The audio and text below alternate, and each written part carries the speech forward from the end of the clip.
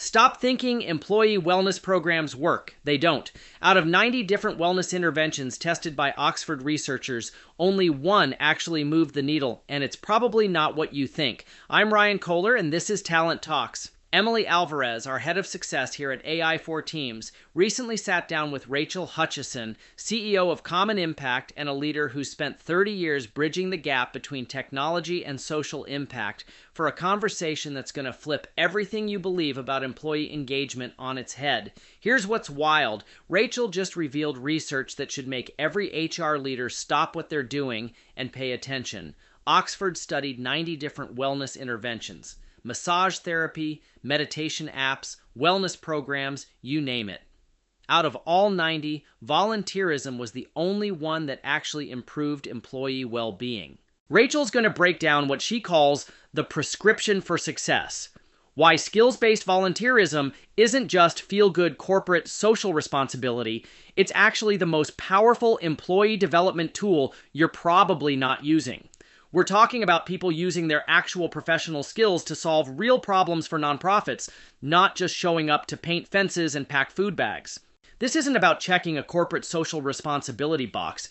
This is about recognizing that in today's workplace where human connection and soft skills matter more than ever, volunteerism is literally the only proven intervention that builds those skills while improving employee wellness at the same time. Ready to discover the prescription for success that 89 other wellness programs can't deliver? Let's dive in. Well, thank you so much for joining us today. We are super excited for another episode of Talent Talks. Today we are joined by Rachel Hutchisson. She is the CEO of Common Impact.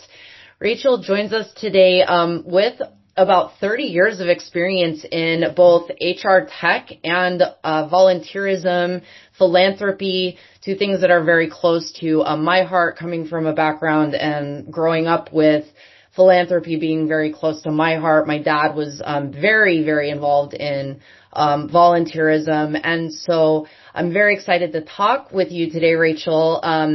Rachel is instrumental in the industry as far as bridging together volunteerism in the workplace with HR. But then, Rachel, you have this brilliant background in tech, which is fascinating. Very, very two different things that kind of come together in this beautiful fusion. And so I'm so excited for you to tell our audience and walk our audience through some of your journey and how this came to be, for you to become the CEO of Common Impact and bridging the gap of these two things that seem different, but come together so wonderfully. Yeah. So Emily, thank you so much for having me. I'm really happy to be here and happy to talk about all of this with someone who I know shares my love for service. Absolutely. Thank you so much. So tell us a little bit, Rachel, about Common Impact and how you became the CEO and sort of your background in tech and how this all came to fruition. Sure. So the brief history is I didn't know I'd end up in tech. When people say, like, how did you end up living this life of service, which is really how I think about my life. Right. It really, now I can look back and say, oh, wow, I think that was because of my parents. Then I didn't realize that. But they were always serving, engaging, serving on boards, giving, helping other people. It was just a part of the world that I grew up with. And when I came out of my graduate and undergraduate schooling, I'd majored in English. I got a graduate degree in journalism. I very much thought I was going to be a writer, editor, communications kind of person. I was carrying with me this understanding or support of causes that I just thought was a part of life. And I met the founder of a tech company. I actually met him because I was a soccer player in college. Oh, nice. And he was British and he had he was sponsoring the soccer team that I was playing on. And he had founded this tiny little tech company. And I ended up getting a job there thinking, oh, well, I'll just try this thing out. Sure. But you talked about that kind of like beautiful fusion. Right. And what this tech company is like the manifestation of that. So it still is. It's technology that was designed for nonprofit organizations to use to manage their operations, including their fundraising, but also their accounting and other important elements of things that nonprofits needed. So think of it kind of as like nonprofit CRM. So it was tech right when in the DOS days, like DOS to Windows to the cloud is the journey the company's been on. Sure. But the tech was for nonprofits to use to do really important mission critical things, fundraising, operations, et cetera. So that's just a really cool intersection.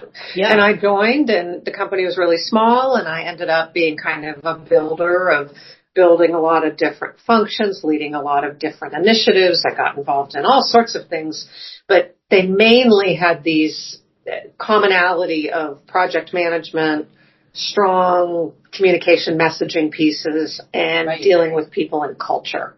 Yeah. So there's all of that in an acquisition. You know, you're dealing with all the different people. So I did a lot of acquisition work and built a bunch of functions in marketing and ended up, as the company grew and evolved, and as it did, got an outside investment, went public, all of that.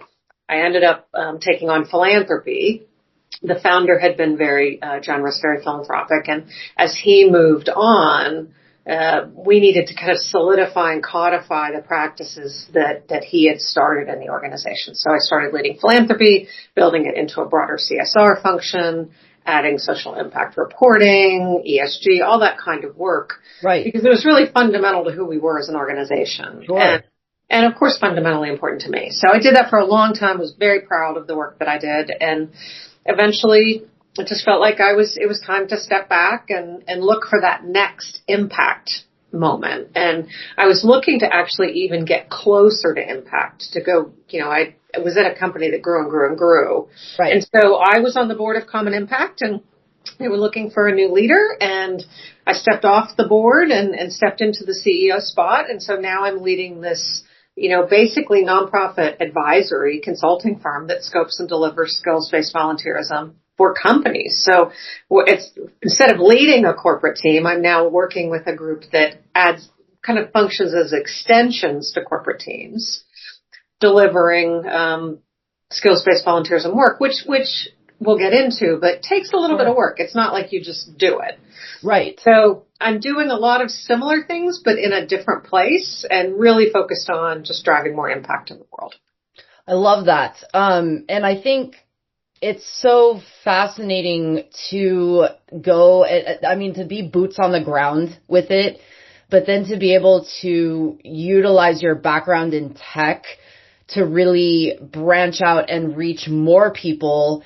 And especially with skills-based, which I know we're going to get into, because what I think a lot of what gets missed sometimes in volunteerism and philanthropy is a lot of people think, which is correct, we want to show up and volunteer, but there needs to be an organization to it in order to make sure that there is a delegation of skills or responsibilities or duties that really help an organization allocate those resources in ways that are the most beneficial or that leverage the resources in ways, because those resources are so finite and they're so limited that they really have to be planned in the way that they're used in a very specific way, because they're limited on funding, they're limited on all sorts of other resources. So to be able to allocate those skills and really put people where they're needed and put those resources where they're needed is super important. And being able to do that maybe through the allocation of using tech, almost like a CRM, or a CSR type of a basis, is really cool. So I know that you and I have talked a little bit about the recipe for success for this. Yep. And kind of the story behind this. And I know that you had recently spoke at SHRM National about this. And you talked to the audience about the recipe or the prescription in the workplace for what this looks like in action. And I would love for you to talk about that and what this really starts to look like when we put the pieces in action. And I think some of this comes from the Oxford study, right? The Oxford research.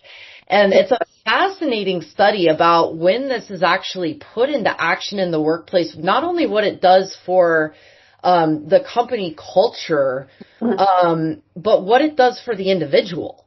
that is experiencing going through philanthropy or volunteerism in the workplace. And there is a massive change that happens not only at a company level, but at an individual level that feeds directly into success in company culture. Yeah, for sure. And so there's so much to unpack there. Yeah. So, I did do this talk and I called it RX for Success, like it was a prescription. Right. And I did that in a way because we've been talking about in the world about, the wellness epidemic, the loneliness epidemic. Like there are all these things that are really, the Surgeon General lifting up the fact that loneliness actually is a legitimate problem that affects our lifespan. Right. So we have, people talking about, loneliness compared to how many packs of cigarettes you smoke in a day. Which one's better or worse for you? I mean, that's kind of wild that we've gotten to this point. So, we came across this study done at a center at Oxford that focuses on well-being research, and well-being, wellness, and belonging. All those things are such important headlines that people in the HR community are talking about. And the research was so fascinating because it told us something that was completely not surprising. Right. And other things that were very surprising. So you have this world where we're all working differently. Some of us are working fully remote. There's different pressures. Like it just feels like compared to even during COVID, like everything keeps just changing all the time. Right. There's a lot of pressure and things going on in the world. So people are feeling it. So HR people everywhere, CSR people everywhere, like what is the cure? What's the recipe? What's the RX? So the Oxford study helps us look at, well, we need data. We can't just say, oh, you should serve because it's such a nice thing to do. It makes people feel good. Well, that doesn't get you anywhere when you're you're talking to your leadership and you're trying to get funding. But what the Oxford study did is it actually looked at 90 different wellness or well-being interventions, 90 different things, like from wellness apps to massage to meditation to all sorts of different things. Right. And out of all of those 90, there was only one thing that actually moved the needle in a positive direction for well-being, and it was volunteerism. Right. And that, to me, it's not surprising that it moves the needle. It was surprising to me that it was the only one that did. I agree. That was surprising to me. Yeah. And I'll get to that next. But what was surprising to me is that a bunch of the interventions actually made wellness worse. I'm like, oh my gosh, like we need to be careful. Well, it comes down to intention though, I think, and probably context of what they may have applied it to. I'm not sure. I didn't read like that deeply. Yeah. It just says to me, be careful. Right. And what you're trying. Right. And look at this tried and true thing that you probably already have in your corporate CSR portfolio called volunteerism. Exactly. And maybe invest in that more. Right. So why does it work? There's lots of data out there that shows that it's just kind of a win for everybody. It's the company gets more engaged employees when they come out of these projects. Well, why? Because they go and they do these projects, they're using their skills, which as you noted is much more valuable to the end partner, but it's also valuable to them. So I might be working every day and doing my job and just being in my lane and not really realizing how much value I'm creating every day. I'm not really valuing myself. Right. So this kind of service work helps individual people actually get a different look at their own skills and the value of those. So that's the first thing. The second thing is that it helps them develop new skills. It helps them try things out in safer spaces or use skills that they have, but they don't technically really get to use at work at that moment. I have definite experiences with that in my own career. So they're building new skills. They're building networks. They're meeting other people in their own company. Sometimes people they've never met. Sometimes people who are located all over the country or all over the world. Yes. And they're building connections. And all of these things, including the kind of neurological dopamine and all the stuff that you get from service, which is also proven, and they're putting that back into their work. So, much more likely to rate their company as the best place to work, much more likely to recommend other people.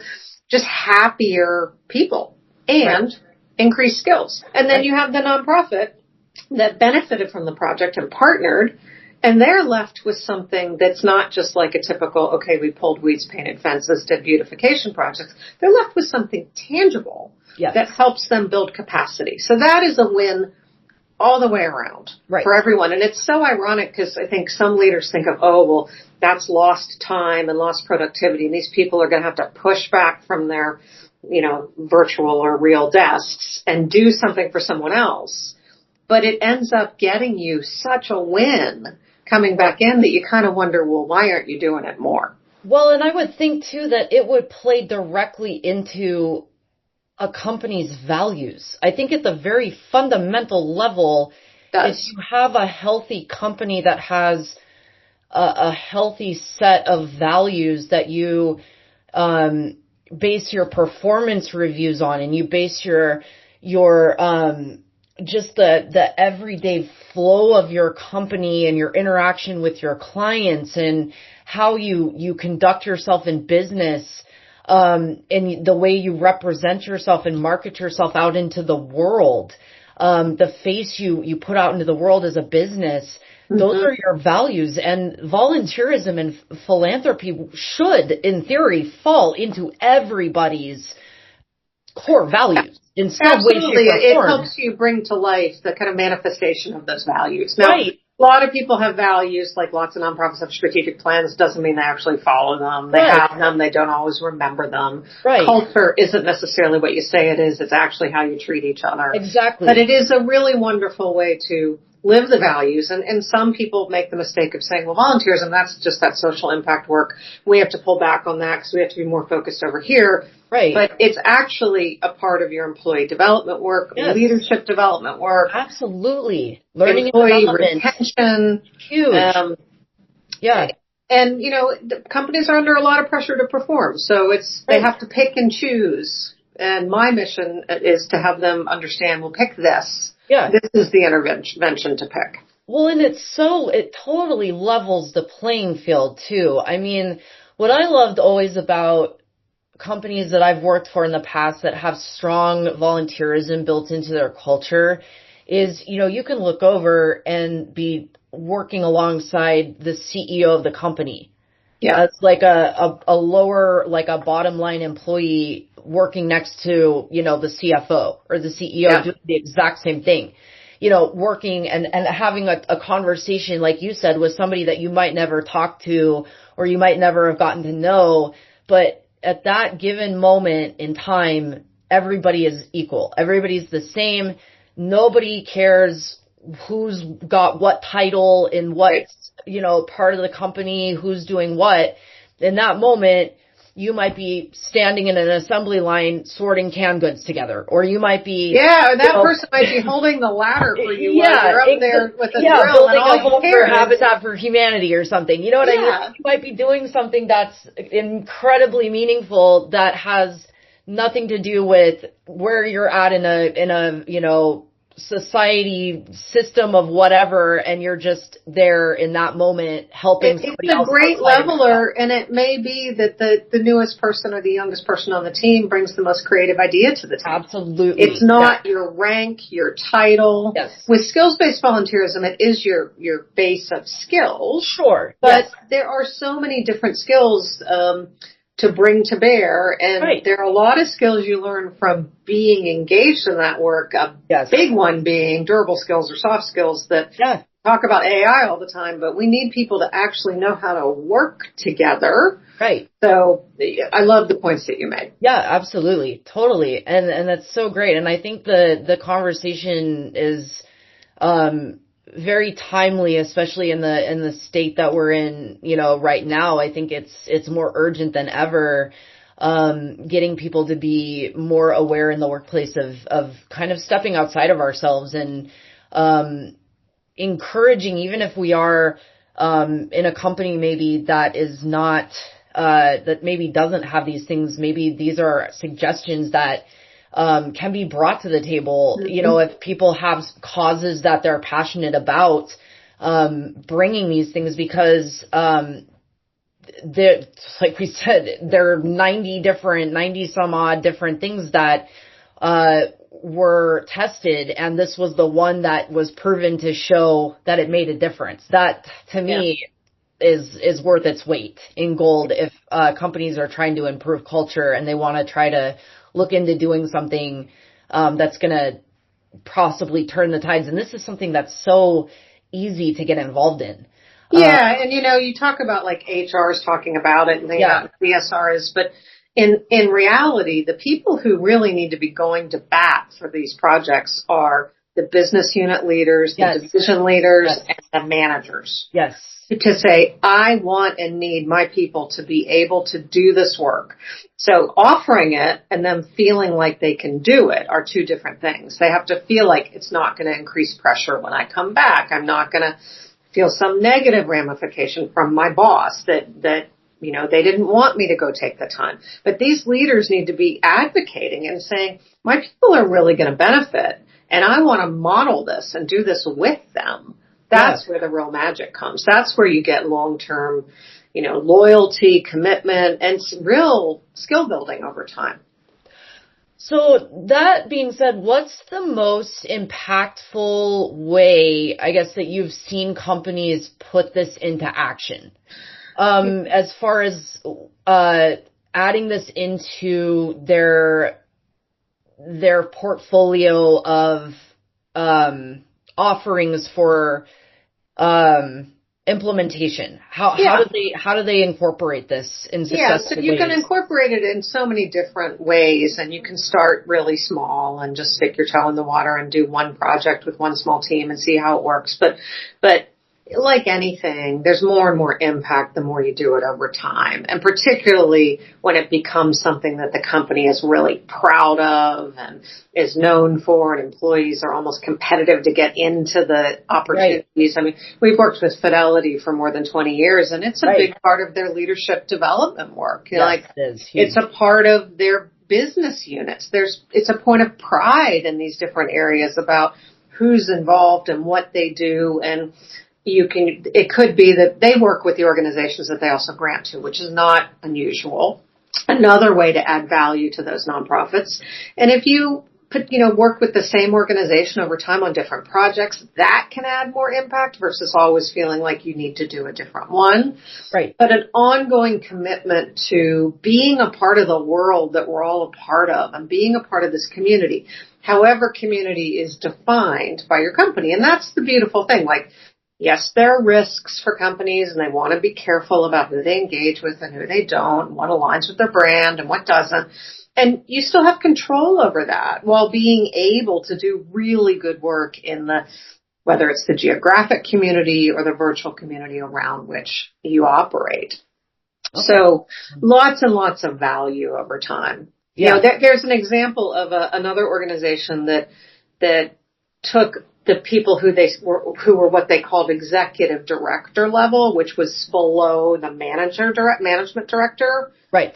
Managing director level. And they said, we're going to take these people who are the next likely to be promoted into this next level, and we're going to have them in these programs and develop their skills and their leadership savvy and invest in them so that they are extra ready because when you get to be a leader, a real senior leader, there's a lot of expectation about your savvy in dealing with ambiguity and people. Yes. And I do worry in the age of AI that it's how people look at their career ramp and how do they get the opportunity to do things that are going to make them able to have the skills to be up at this level. And this is part of how we contribute to that.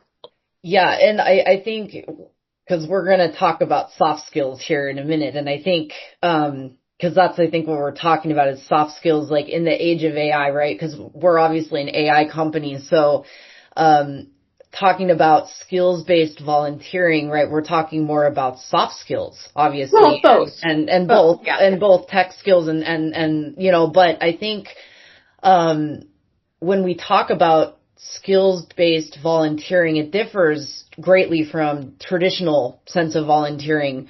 And I definitely want to get into skills-based volunteering because we talked we touched on that at the beginning of Yep. the conversation.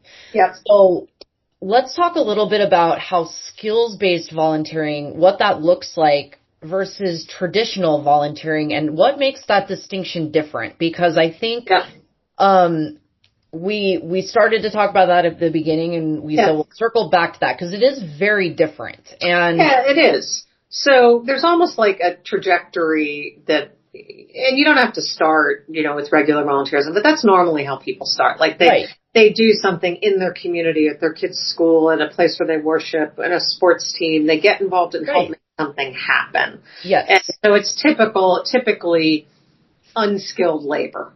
Correct. You're doing a beautification project, or you're taking tickets at the door, or you're go doing to a shelter and serve dinner at or you're packing potatoes in a bag for a food bank, and you're helping for sure, and you're getting to be together, and it's not bad. It's a good thing to do. Oh, it's wonderful. Yeah. But it's not necessarily, doesn't necessarily have that same impact. So it's helpful to think of skills-based volunteering almost more like pro bono work. And some people use that term pro bono, which really comes out of the legal industry. But you have work that has I think the value of a volunteer hour it's in the 30s. There's a data that comes out every year. So $30 value of a volunteer hour. But if you add pro bono to it, it goes up. So if you're an attorney and you're doing an hour of volunteer work, that could be hundreds of dollars. If you're a financial person and you're helping someone sort out their chart of accounts, if you're a marketing person and you're helping manage or develop a social media campaign, or you're giving input, think about how much you would pay to have someone analyze what needs to be fixed on your website. How to develop a matrix to look at how to choose your next technology solution. These are all things that skills-based volunteerism projects can take on. Right. So you're typically matching skill sets that you would find across any business: HR, people management, policy development, law, accounting, marketing, strategic planning, all the different things that a company does. Right. You have these people who are skilled at this: budget, operations, whatever it is. And we're matching those skills with the opportunity for a nonprofit who is looking for something specific and tangible to be done. So they're like, we need to develop our marketing plan for the next year, and we have a big anniversary coming. So we want a group of people who are going to help us think through our options and develop a plan that we can execute on. That's just one example. So it's tangible, it's scoped over a period of time, the skills, and this is the work we do, the skills that the employees are bringing to the table, the skills that the project that the nonprofit needs, and then you make sure everybody's prepared so that when they come together, and this partnership is really important, they're ready to say, okay, we understand this is the challenge. Here's the information you've given us. We're going to ideate. We're going to share. We're going to offer suggestions to you. And that could be over a period of hours, a day, weeks, or months, depending on the project. So that's really the difference. It leaves them with something, here's a disaster relief plan for the organization. What would happen if we had to shut our operations because there was a hurricane? What would we do? Let's have a group of really smart people from, an organization help us think through that. It's very important work. It's valuable work that you would have to pay money to someone else, to an expert to do. Right. Yeah. And I think, I've worked at a few companies who have implemented the, skills-based volunteering. It's interesting. I think, where I've seen it successfully implemented is where, employers have asked employees, like, what types of other skills do you have, like, outside of work? Like, they've said, what are your interests? Do you have any other skills that would be outside of work? What are some ways that employers that you've seen work have found out about maybe their employees alternative skills aside from maybe what they do at work? Because I know with skills-based volunteering, sometimes it doesn't just have to be things that are unique or specific to what an employee does for that company. That's right. For example, I have my notary, right? I'm also a CNA. I'm CPR certified. I can teach CPR classes. Those are things that like I've done at other companies where they haven't had somebody that can do something like that. Or that, we've needed to do volunteer work for like something along the lines of like teaching CPR at kids camps or stuff like that. What are some ways that employers can really, successfully find out about their employees and what maybe some of their, other skills are aside from what they just do at work? Yeah. So one incredibly good resource is ERGs. Employees aligning with different ERGs, like if you have one around sustainability or, obviously sometimes they're different groups, but ERGs can be places that can help bubble up. CSR teams often go on the hunt for this kind of information and kind of find people, but there are also more formal ways where through it's not really a review process, but through career pathing conversations and capturing information that you would put in your HRIS system about someone can help understand the broader person. So, it's often people are seen just for what they're currently doing at that moment. And sometimes they might have held a very different job, 2 jobs ago. They might have social media skills, but be in finance, and you would never know that. So collecting that, and the first thing is you have to ask them. Yeah. And if it's a bigger company, it's harder to do, but you can. I remember being asked, hey, here's a document we want you to fill out, and, you do it where it populates your system that says other things about you. Like, do you have other certifications? Do you speak other languages? It could be things that you didn't put on your resume, or they were on your resume and someone forgot once you joined. Right.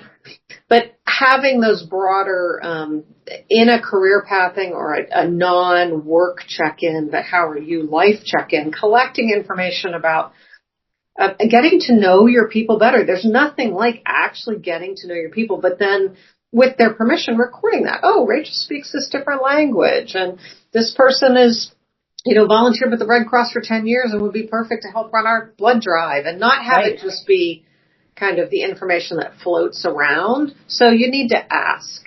And part of that asking is asking for ideas or suggestions for organizations that people are passionate about, and then why they're passionate about it.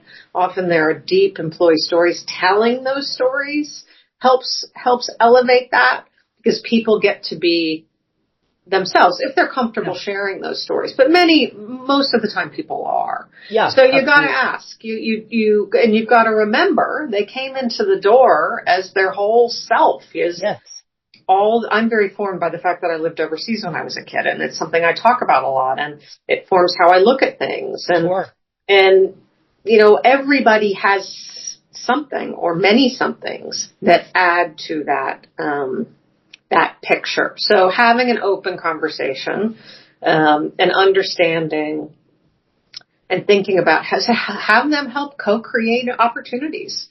If you come up with suggestions of things you might do, have them rank them, share them, have them be a part of the process. People love this stuff. Oh, yeah. I would agree. I think that's a great point, because I can't remember the last time working for a company where they gave me like a questionnaire to fill out. I mean, I work for somebody now that I've worked for a long time, knows a lot about me, but back in the day, like you said, there used to be like when you would start a job, they would give you like a questionnaire to fill out. Remember, they would be like, do you have any pets? Do you have any kids? They would give you like a questionnaire to fill out. But nowadays it seems, like that step is maybe skipped a little bit. And you kind of, when you come into companies, if they have volunteerism or they have something, a lot of times that's already kind of baked into like what is there for the organization. Like they already have kind of their causes built in, which is great. If they are doing that, that's fantastic. Yeah. But I think it is really important, like you said, to ask. What are other people passionate about? Because employees are dying to be recognized. That's one thing that keeps coming up in conversations we're having is HR is recognizing people are dying to be heard and seen. And seen. And seen. Yeah. And what better way to be seen and to feel good about yourself than to be out helping others and being of service. And, so I think you're absolutely correct. Asking people what they're passionate about, what they care about, what social causes they care about, what they want to be spending their time doing. If they have been given a gift and a skill and a talent to do something, how do they want to be using that talent or that gift or that strength or that skill to be helping someone? I think and a lot of that is just like investing in employee storytelling. Again, that's not a shocking idea, but years ago at the company where I was working, we learned that there was a colleague of ours was really dedicated to running classes for people. There's an Air Force base and a Navy, there used to be a Navy base, but it's an Air Force base near where the company was located. Yeah. He would run classes for people who were ending their military careers. And it would be like, how do you create your resume? Yeah. And how do you deal with interviewing in a non-military world? And he got to the point where he was being recognized by the base for his work. And so we lifted up and told his story to other employees just to honor him because it was an incredible service story. Oh, yeah. And it was about who he was as a person. And that's the thing that, it seems so simple, but like we need to remember that everybody who works for us is a person. We're employing them to do a certain job with certain skill sets and certain expectations, but they are people. And the simplest things like me knowing that you are certified in CPR. Have you done that? Oh, that's so great. You did that this weekend. And having that be a part of the sharing or chat or company meetings. Let's have a panel every once in a while where we just have people who do great stuff share what they're doing. And some of it is you have to plan around how you communicate that information. Right. But it's like making the workplace, remembering that the workplace needs to be really human every day. Yes. I learned it by watching a leader who I worked with who was always new and always had something to say and always knew that someone had just had a child or was dealing with an elderly parent or was engaged in something interesting like a mission trip. And he would just ask and engage and people would just light up. Yeah. Because people, like it or not, get defined by their rank, their title, and their position in an organization and feel like, sometimes that makes them feel like they're less than. And sometimes that's them doing it to themselves. Yes. But great, that person might have an incredible skill and gift that you could talk about that's really special. That's always been, I love helping people find stages to share their voices and share the things that they have inside of them that maybe none of us know. Right. So it's a part of all of that culture work, which is not rocket science, but it does take time and planning. Yeah, not rocket science. And it does take time and planning, and it's complicated or can be complicated because people are we're complex, right? Yes. And it takes time because if we're going to give something complex the attention it deserves, it takes time to do that. Yeah, and then there are people who would rather that you left that to their outside of work lives, and you have to respect that. Right. But there are plenty of stories to lift up. I think sometimes we get so wrapped up in the potential risk of things that we don't see the many wins that we could have around us. Yep. I agree. Absolutely. Well, this has been a wonderful conversation. My last question, really in regard to this is, Rachel, where is your hope that this goes with volunteerism and leadership in HR? Where do you hope that we take this in the next, let's say 5 years? Where do you hope the workplace goes with volunteerism? Well, given that there's so much pressure on companies and from the markets, and I really do hope that leaders at all levels will take another look at this and go out and do this work themselves. Yeah. Model it and make it possible for other people to do it. I think we all need community. We need connection with other people more than ever. And we know that this is such a benefit feeding back into the company and the systems that they operate in. So I hope that we see people doing more of it versus less of it. I'm a little concerned about whether that's going to happen, but we shouldn't forget that we're all people and we all need to have that connection in our lives. Absolutely. So that's what I hope. Yeah, me too. Awesome. Well, Rachel, thank you so much. You're on LinkedIn, CEO of Common Impact. Your website is, if I'm not mistaken, commonimpact.org, correct? That's correct. And then, do you have any other plugs for your social media or anything? I'm very active on LinkedIn, as is Common Impact, and Common Impact is also pretty active on Instagram. So we're easy to find. And if you have any questions or thoughts or just want to chat, reach out. I'm really easy to get. And we can talk about, regardless of how big or small your organization is, why skills-based volunteerism is a super powerful thing for you to do for your organization and your people. Awesome. Thank you so much, Rachel. Rachel Hutchisson, CEO of Common Impact. We will also be posting this podcast once it is completed. It will be on LinkedIn, our YouTube channel, and all of our socials. Again, thank you so much, Rachel, for your time today. It's been an absolute pleasure on volunteerism and philanthropy in the workplace, the volunteerism prescription, how skills-based service drives well-being and culture. Thank you again, Rachel, and I hope you have a wonderful rest of your week. You are welcome, and thank you, Emily, for having me on the podcast. Yes, thank you. Have a good day. Bye-bye. Rachel and Emily just delivered the most practical employee engagement strategy I've heard all year. And if you're still throwing money at wellness apps instead of investing in volunteerism, you're literally choosing interventions that Oxford proved don't work. Here are the 3 biggest takeaways. First, volunteerism was the only wellness intervention out of 90 tested that actually improved employee well-being. Everything else either did nothing or made things worse. Second, skills-based volunteerism isn't charity work, it's professional development that builds networks, expands skill sets, and gives people a fresh perspective on their own value. And third, this only works when business leaders model it and advocate for their teams to participate, not when HR offers it as an optional add-on. Rachel Hutchisson brings 30 years of experience bridging technology and social impact. As CEO of Common Impact, she's helping companies like Fidelity integrate skills-based volunteerism into their leadership development programs with measurable results. What hit me hardest was Rachel's point about making the workplace human. We're so focused on productivity metrics and efficiency that we forget we're employing whole people with skills, passions, and stories that extend far beyond their job descriptions.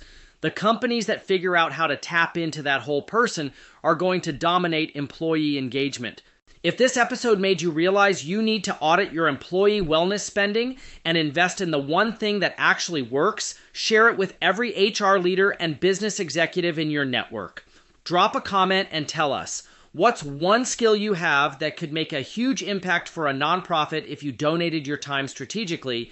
Thanks for listening, and I'll see you next time on Talent Talks.